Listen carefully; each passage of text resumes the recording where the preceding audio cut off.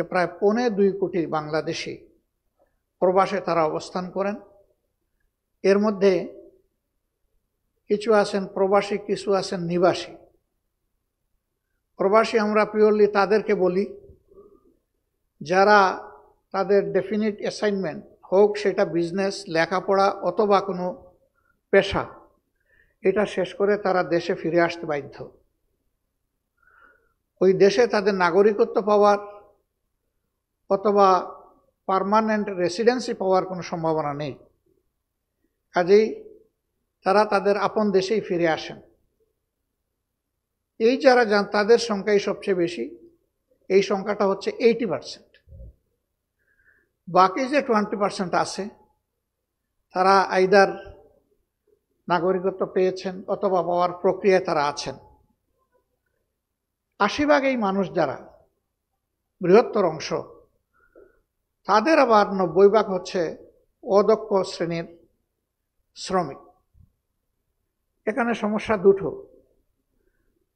তাদের দক্ষতা সুনির্দিষ্ট ক্ষেত্রে না থাকার কারণে তারা খুব ছোট কাজ করেন, কিন্তু কঠোর পরিশ্রম তাদেরকে করতে হয়। এর বিনিময়ে তারা যা আর্ন করেন সেটা নুন আনতে পান্তা ফুরানোর উপক্রম।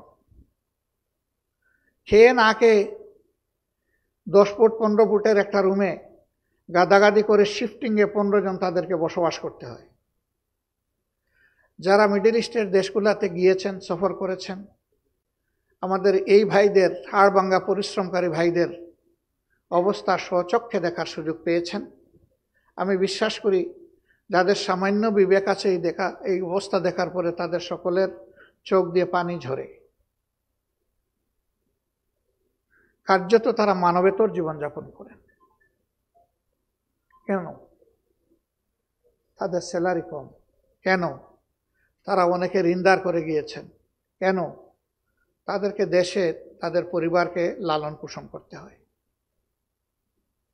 ছেলে মেয়েদের লেখাপড়া, বৃদ্ধ মা বাবার চিকিৎসা, ভরণ পোষণ, অন্যান্য সদস্যদের স্বাভাবিক জীবনযাপন, এর পুরা লোড তাদেরকে নিতে হয়। এই জন্যে খুবই খারাপ লাগতো।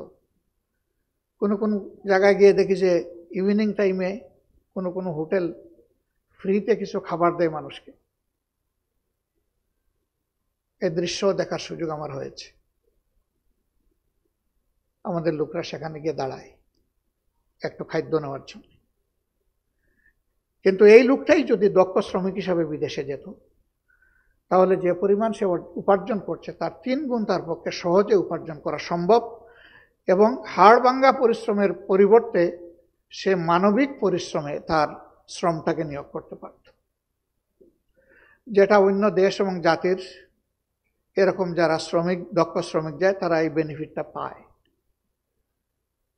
দুঃখের বিষয়, আমরা তাদেরকে রিমিটেন্স যোদ্ধা বলি, কিন্তু তাদেরই কেউ যখন মারা যায় তখন এই লাশটা আপন খরচে দেশে আনতে হয়।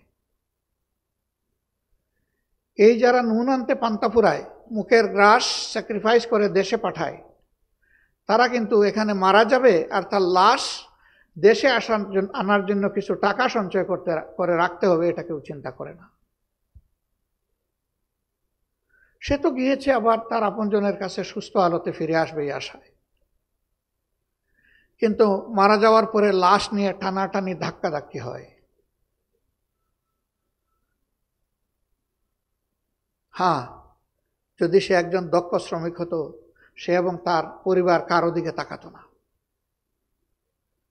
তাদের ন্যাচারাল এবিলিটি বিল্ড আপ হয়ে যেত।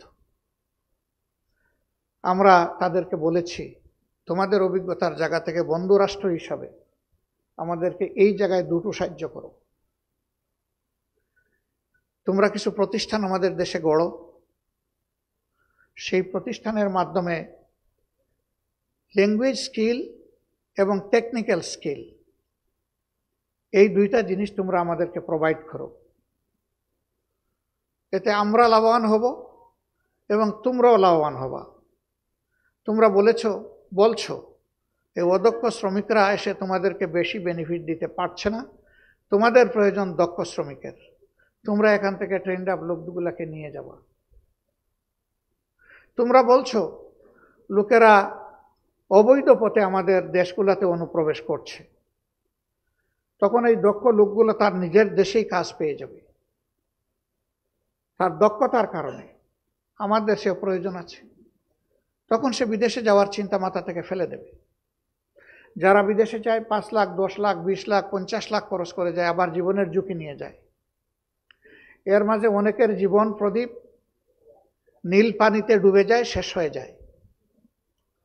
সাগরে লাশ হয়ে কারোর লাশ ফেরত পাওয়া যায়, কারোটা পাওয়াই যায় না। এটি একটা দেশের জন্য কোনো ভালো খবর নয়। একটা জাতির জন্য এটা ব্যথা এবং বেদনার জায়গা। এইগুলোর সমাধান স্কিল ডেভেলপমেন্টের মাধ্যমে সম্ভব। আমাদের দেশের ল্যান্ড এরিয়া ভেরি স্মল। হ্যাঁ, একটা দেশকে ডেভেলপ করতে হলে 3টা ইন্ডাস্ট্রিতে ইকুয়ালি ফোকাস করতে হয়। First industry human industry. এই জায়গায় স্কিল ডেভেলপমেন্টের প্রোগ্রাম। আমরা বলি জনসংখ্যা, আমরা এখনো বলতে পারছি না জনশক্তি। স্কিল ডেভেলপমেন্ট প্রোগ্রামের মাধ্যমে সম্ভব জনসংখ্যাকে জনশক্তিতে পরিণত করা। এই বিষয়গুলো নিয়ে আমাদের বিস্তারিত আলোচনা তাদের সাথে হয়েছে এবং তারা আগ্রহ দেখিয়েছেন।